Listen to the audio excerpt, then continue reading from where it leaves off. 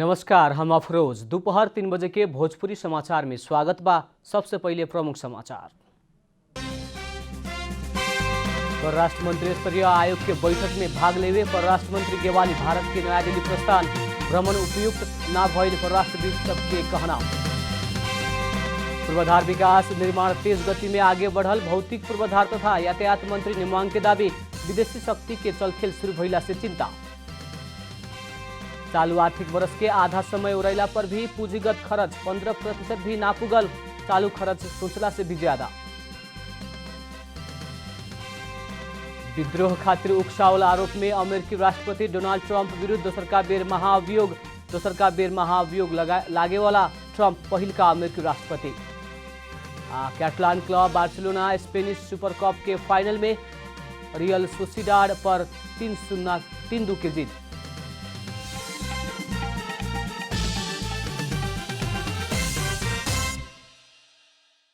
अब पूरा समाचार। आज माघे संक्रांति पर्व पवित्र जलाशय, नदीघाट, दुभान तथा त्रिवेणी सब में स्नान, दाना, पूजा करके ये पर्व मनावल जा रहा बा। आज वे ये संक्रांति के थारू, मगर, छन्त्याल लगायत के समुदाय में माघी पर्व के रूप में हर्षोल्लास पूर्वक मनावल जाला। माघे संक्रांति के दिन से सूर्य मकर रेखा में हटे के भइला से इस संक्रांति के मकर संक्रांति भी कहल जाला। माघ के जाड़ा से बचे खातिर इस दिन में घिउ, चाकू, तिल के लड्डू, सखरखंड, तरुल, ऊख खाए के साथे देह में तेल लगावल जाला। साथे दक्षिण ओराइल खुशहाली में चाउर में मांस के दाल, अदुआ, बेसार, नून मिला के घिउ खिचड़ी खाए के चलन बा। माघी संक्रांति के थारू समुदाय में नया बरस के शुरुआत मान के माघी पर्व मनावल जाला। माघी के दिन परंपरागत मुताबिक सवेरे प्रकृति, प्रीति आ इष्ट देव के पूजा कइल जाला। राष्ट्रपति विद्यादेवी भण्डारी माघे संक्रांति एवं माघी पर्व के अवसर में सारा नेपाली में सुख, शांति, समृद्धि, आरोग्य आ प्रगति खातिर शुभकामना व्यक्त कैले बानी। नेपाल के विभिन्न जात जाति तथा समुदाय द्वारा मनावल जाए वाला माघी संक्रांति एवं माघी पर्व के अवसर में राष्ट्रपति शुभकामना संदेश व्यक्त कैनी।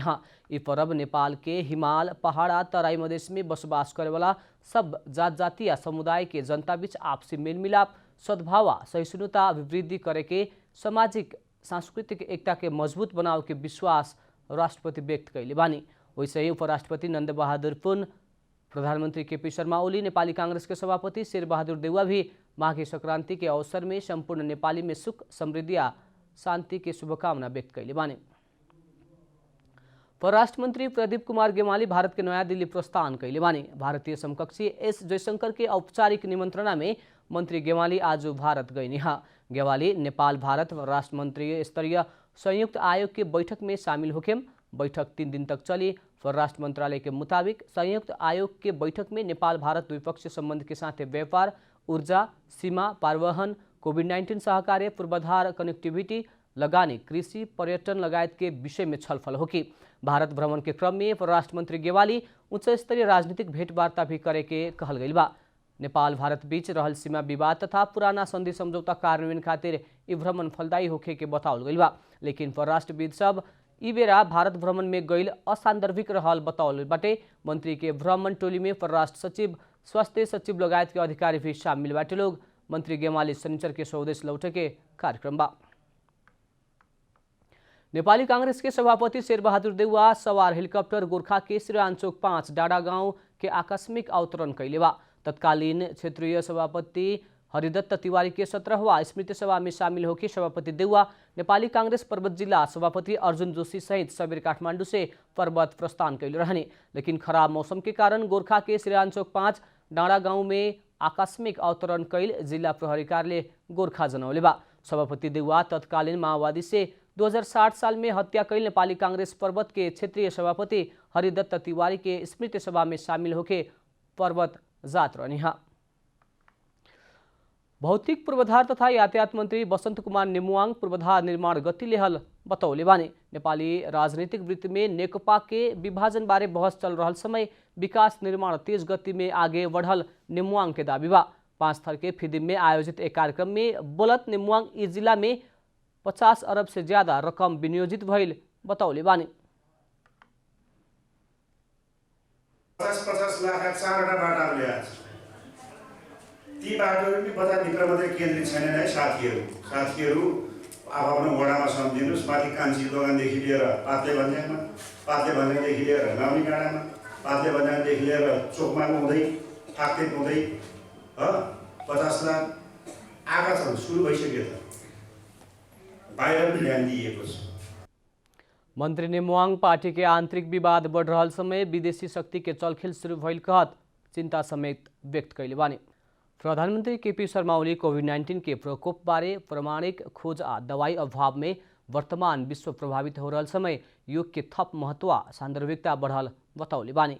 राष्ट्रीय योग दिवस 2077 के अवसर में आज शुभकामना संदेश देहत प्रधानमंत्री ओली योग ध्यान आहार विहार से जीवन पद्धति के रूप में दैनिक अपनावल जाए तो महामारी के संक्रमण सामना करेला सहज होखे के बतौनी है। प्रधानमंत्री ओली के संदेश में हिमखंडत्व प्राचीन काल से ऋषि मुनि सब के तपोभूमि के रूप में रहला से नेपाल योग के उद्गम स्थल रहल उल्लेख करत योग अभ्यास आयुर्वेद एक भरोसा वाला प्राचीन इलाज पद्धति भइला से स्वास्थ्य रहे खातिर एकरा के नियमित अभ्यास में ले जाएला आग्रह कैले बानी। ओली देश के राष्ट्रीय आकांक्षा समृद्ध नेपाल सुखी नेपाली के पूरा करे के क्रम में सरकार से लेहल निरोग नेपाल अभियान के सार्थक बनावे खातिर योग के महत्व देवेला आह्वान समेत कैले बानी। नेपाल में विक्रम संवत 2072 माघ 1 गते से राष्ट्रीय योग दिवस मनावते आयल गइल बा। कृषि तथा पशुपक्षी विकास मंत्रालय धान रोपाई के समय में मल के अभाव होखे ना देवे खातिर अभिन से ही तैयारी कर रहा बा। प्रत्येक बरस धान रोपाई के समय में मल के अभाव होखे के भइला से ई बेर से ओइसन होखे ना देवेला तैयारी हो रहा बा। बीतल दिन में धान रोपाई शुरू भइला बाद रासायनिक मल आयात करेला शुरू कैल समय मल आवते आवते रोपाई उड़ा जात रहे, वैसे ही कैला से मल के अभाव होखत रहे। लेकिन ई बेर मल के अभाव होखे ना देवेला 20,000 मीट्रिक टन यूरिया मल लियावे के बोलपत्र आह्वान हो चुकल बा। बांग्लादेश से भी फागुन के पहिल का हफ्ता 50,000 मीट्रिक टन मल आ पहुँचे के बतावल गई बा। अभी 61,000 मीट्रिक टन मल मौजात रहल आ 17,000 मीट्रिक टन मल आवे के क्रम में बा। ई बरस भी नुआकोट के विभिन्न भेग में बैल के लड़ाई भइल बा। हरेक बरस माघे संक्रांति में गोरु जुधाई कार्यक्रम तारुका सहित विभिन्न स्थान में होखेला। 4 स्थान में मेला सहित 40 जोड़ा बैल लड़ाव के कार्यक्रम तय भइल तारुका माघे संक्रांति गोरु जुधाई संरक्षक संस्था के अध्यक्ष सूर्यमान श्रेष्ठ जानकारी देहने। तारकेश्वर गाउँपालिका 3 चांदनी में मेला आयोजना कैल गइल बा। चांदनी में ई बरस 22 जोड़ा बैल लड़ी। विदु नगरपालिका 10 बेत्रावती में 5 जोड़ा, शिवपुरी गाउँपालिका के सेराबगर में 7, पंचकन्या गाउँपालिका में 6 जोड़ा बैल जुधावे के तैयारी कैल गइल बा। अब आर्थिक समाचार।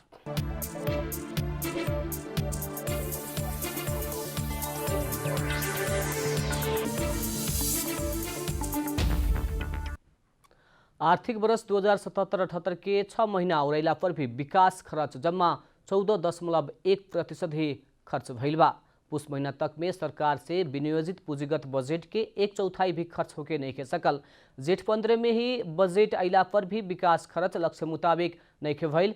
सरकार चालू आर्थिक वर्ष 2077-78 में पूंजीगत तरफ 3 खरब 52 अरब 91 करोड़ बजट विनियोजित कैले रहे, लेकिन सरकार 49 अरब 42 करोड़ रुपया ही विकास खर्च कैले बा। बीतल आर्थिक वर्ष में सरकार 6 महीना में विनियोजित पूंजीगत बजट के 15% अर्थात 63 अरब 14 करोड़ रुपया खर्च कैले रहे। वैसे ही चालू खर्च तरफ सरकार जम्मा 3 खरब 40 अरब 9 करोड़ रुपया खर्च कैले बा, जवन कुल चालू बजट के 9 खरब 48 अरब 94 करोड़ के 35.84% है। पुष महीना तक में जम्मा 3 खरब 88 अरब 51 करोड़ राजस्व संकलन भइल बा। सरकार चालू आर्थिक वर्ष में कुल 10 खरब 11 अरब 75 करोड़ राजस्व संकलन के लक्ष्य लेले बा। भोजपुरी समाचार में अब अंतर्राष्ट्रीय समाचार।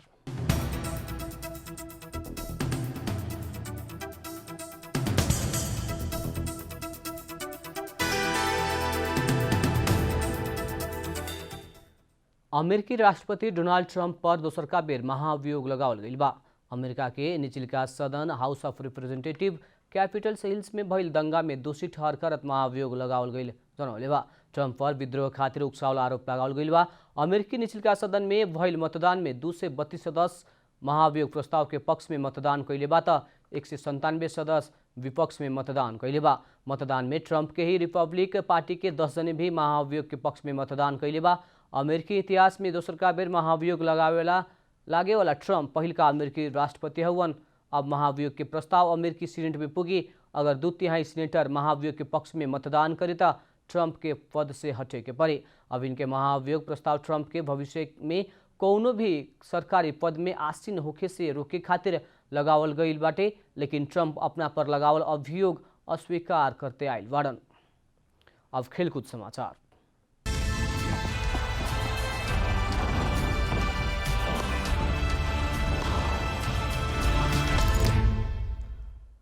बार्सिलोना स्पेनिश सुपर कप के फाइनल में पुगल बाटे। ट्राइब्रेकर में रियल सोसिडाड पर 3-2 के जीत दर्ता करत बार्सिलोना सीजन के पहिलका उपाधि जीते के रणनीति में सफल भइल बा। निर्धारित समय के खेल 1-1 के बराबरी में रहला बाद अतिरिक्त समय में भइल रहे। थप 30 मिनट में गोल होखे ना सकला से खेल ट्राइब्रेकर में पुगल रहे। ट्राइब्रेकर में बार्सिलोना के गोलरक्षक टेर स्टेगन 2 प्रहार बचौले रहलन। ट्राइब्रेकर के अंतिम प्रहार में बार्सिलोना के रिकी पूज गोल करत ट्राइब्रेकर में 3-2 के जीत पक्का कैलन। बार्सिलोना फाइनल में एथलेटिको बिल्बाओ और रियल मैड्रिड के विजेता से खेले। बार्सिलोना समग्र में 14वां बेर स्पेनिश सुपर कप उपाधि जीते के सुर में बाटे। प्रतियोगिता इतिहास में बार्सिलोना अब सबसे ज्यादा 13 बेर ई उपाधि जीत लेबा। बीतल सीजन के विजेता रियल मैड्रिड 11 बेर जीत हासिल कैले बा। अंत में प्रमुख समाचार फिर एक बेर। परराष्ट्र मंत्री स्तरीय आयोग के बैठक में भाग लेवे परराष्ट्र मंत्री गेवाली भारत के नया दिल्ली प्रस्थान भ्रमण उपयुक्त न भइल परराष्ट्र विज्ञ सबके कहना। पूर्वाधार विकास निर्माण तेज गति में आगे बढ़ल भौतिक पूर्वाधार तथा यातायात मंत्री निम्बांग के दावी। विदेशी शक्ति के चलखिल शुरू भइला से चिंता। चालू आर्थिक वर्ष के आधा समय उड़ैला पर भी पूंजीगत खर्च 15% भी ना पुगल। चालू खर्च सोचला से भी ज्यादा। विद्रोह खातिर उपचावल आरोप में अमेरिकी राष्ट्रपति ट्रम्प विरुद्ध दोसरका बेर महाभियोग लागे वाला ट्रम्प पहिलका अमेरिकी राष्ट्रपति। आ बार्सिलोना स्पेनिश सुपर कप के फाइनल में रियल सोसिडाड पर 3-2 की जीत।